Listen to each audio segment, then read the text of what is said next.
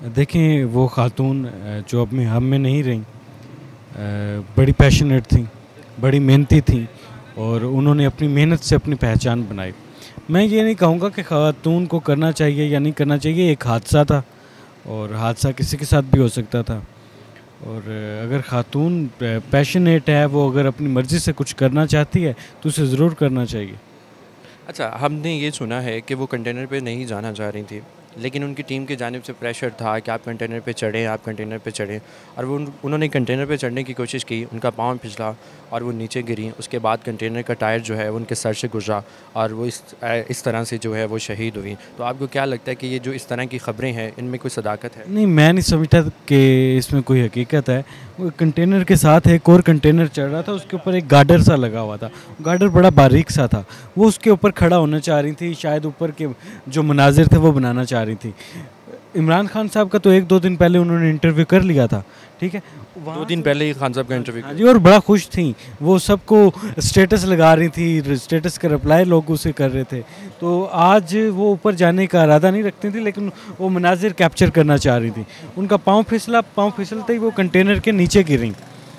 वो उन्होंने घूमने की भी कोशिश की, लेकिन वो कंटेनर स्लो भी था, तो वो टाइम ही नहीं मिल सका उन्हें और कंटेनर का टायर उन पर चढ़ गया। आप इस वक्त उनके घर के बाहर मौजूद हैं, आपको क्या लगता है कि तहरीक इंसाफ की लीडरशिप को यहाँ पे आना चाहिए था, आके इज़हार यकजहती करनी चाहिए थी? जी, तहरीक इंसाफ की लीडरशिप को आना चाहिए और वो आए भी हैं। हमाद अज़हर साहब अभी आए हुए थे, थोड़ी देर पहले मेरी हमाद अज़हर साहब से बात हुई तो उन्होंने कहा कि सुबह इमरान खान साहब खुद भी आएंगे। इसके अलावा वो इस लॉन्ग मार्च पे सदफ़ नईम साहिबा की खिदमात में उन्हें ट्रिब्यूट पेश करेंगे। इस लॉन्ग मार्च में सदफ़ साहिबा का जिक्र होता रहेगा। वो इस लॉन्ग मार्च की इस हकीकी आज़ादी मार्च की पहली शहीद हैं और इंशाअल्लाह ताला सदफ़ साहिबा का खून जो है वो रहेगा नहीं जाएगा। पाकिस्तान इस खून के बदले हकीकी आज़ादी हासिल करेगा। इस तरह की नोयत के वाक़यात जो हैं वो पहले भी रूनुमा होते रहे हैं। हमने देखा कि नवाज़ शरीफ साहब के कंटेनर के नीचे भी एक लड़का आया था। इस तरह के वाक़यात जो हैं वो रूनुमा होते रहे हैं। क्या कंटेनर बनाने वालों को या जो लॉन्ग मार्च का इनकाद कर रहे हैं, क्या आपको नहीं लगता कि उनके लिए कोई सेफ्टी रखनी चाहिए जहाँ पे साफ़ी बरादरी खड़े होकर इंटरव्यू कर सके?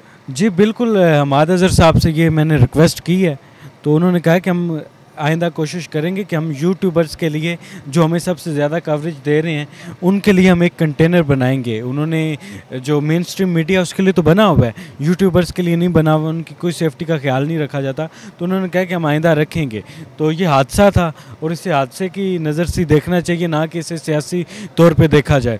तो मियाँ नवाज शरीफ साहब की गाड़ी के नीचे आया था, वो कंटेनर नहीं था, ये कंटेनर था।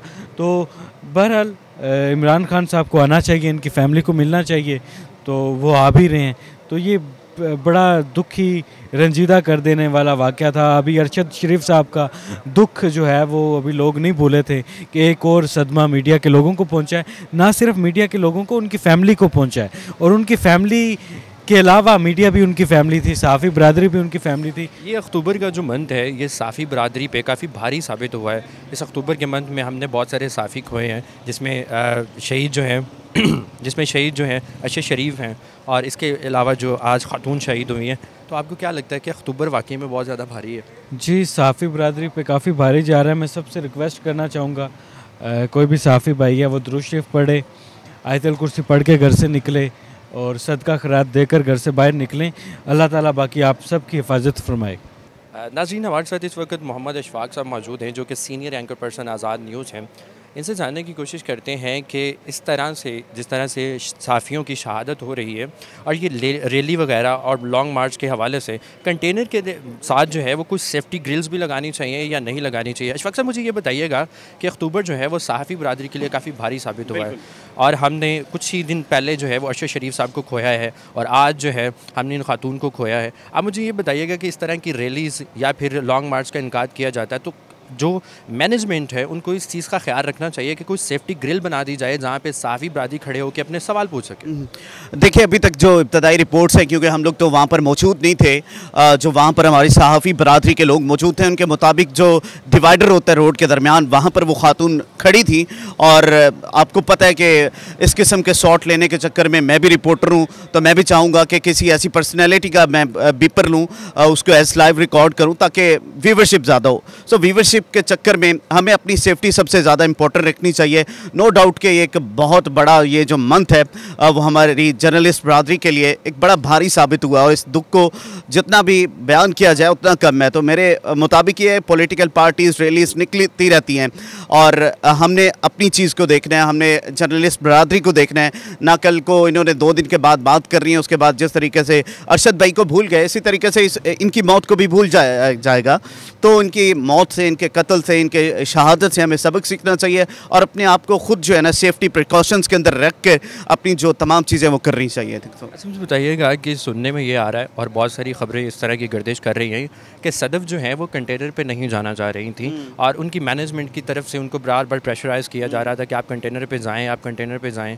तो इस बारे में आप क्या कहना चाहेंगे? देखिए, कंटेनर्स वाली बात जो है वहाँ पर जो खातून मौजूद थी जिनकी तरफ से ये बातें की जा रही थी, उनसे हमारी आने से पहले हम लोग बात कर चुके हैं। उनके मुताबिक वो कंटेनर पे बिल्कुल मौजूद नहीं थी और ये तमाम चीज़ें ख़त्म होने के सिलसिला जारी था। और आपको पता है कि वहाँ पर कितनी भगदड़ होती है, आप खुद भी कवरेज करते रहे लाहौर से। तो वो जो डिवाइडर है वहाँ पर मौजूद थी, ना ही ये कंटेनर पर चढ़ना चाह रही थी। आपको पता है कि ऐसे इश्यूज़ होते हैं जिसमें डिफरेंट पॉलिटिकल पार्टीज़ अपने आप को कैश करवाने की कोशिश करती हैं। आप देख लें पीडीएम जो है इस वक्त, उनके ट्वीट्स देख लें और फिर पाकिस्तान तहरीक इंसाफ के ट्वीट्स देख लें, दोनों तरफ आपको मुतज़ाद जो है वो ख़बरें नज़र आएंगी। लेकिन आई थिंक सो ये एक ऐसा मौका है जहाँ पर इनकी फैमिली जिस दर्द से गुजर रही है, आई थिंक सो वो ट्विटर हैंडलर्स, वो सोशल मीडिया हैंडलर्स वो उस दर्द से नहीं जो है वो आशना हो सकते।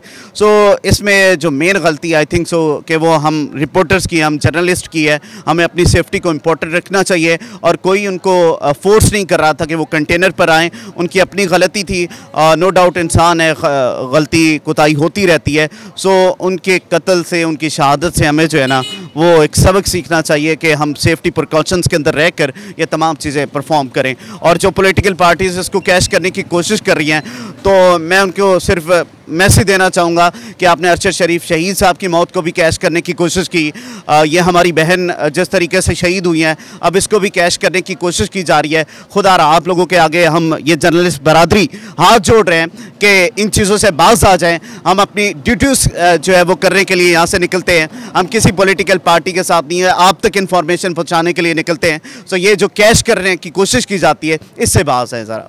तो मुझे ये बताइएगा कि इस तरह की जो नौयत के बड़े बड़े जैसे तहरीक इंसाफ की रैली है और पीटीएम की भी रैली थी, बिलावल भुट्टो साहब की भी रैली थी, इस तरह के जो बड़े इंतजाम किए जाते हैं, तो आपको क्या लगता है कि चैनल्स को भी चाहिए कि अपने एंकर्स के लिए, अपने रिपोर्टर्स के लिए सेफ्टी प्रिकॉशन जो है वो उनको तजवीज़ करें और उनकी हिफाजत के लिए कोई इक़दाम करें? देखिए, ये बड़ा गैप है हमारे चैनल्स के दरमियान और फिर रिपोर्टर के दरमियान, और वो रिपोर्टर को एक चीज़ असाइन कर दी जाती है। अब वो आसमान खोदे, जहाँ से मर्जी हो उसको वो चीज़ अपने चैनल को प्रोवाइड कर रही हैं। सो वो सेफ्टी के लिए आई थिंक सो कि चैनल्स को ऐसी कोई इक़दाम करने चाहिए। लेकिन इससे पहले भी इस तरह के वाक़यात हो चुके हैं। आप 2016 के अंदर देखें, 92 की एक रिपोर्टर थी, वो किस तरीके से रिपोर्टिंग करते हुए वो क्रेन से जा गिरी। वो अल्लाह पाक की ज़ात है, ज़िंदगी और मौत उसके हाथ में है, और वो आजकल ARY न्यूज़ पर ऐसे न्यूज़ कास्टर काम कर रही हैं। तो सेम इशू इनके साथ पेश आया। वहाँ पर भी उन्होंने सेफ्टी प्रिकॉशंस उन्होंने अपने हिसाब से की हुई थी, लेकिन वो उनके चक्कर आया और वो गिर गई। सो सेम इनके साथ इशू हुआ, इनका पाँव स्लिप हुआ और वो अल्लाह ताला को प्यारी हो गई हैं।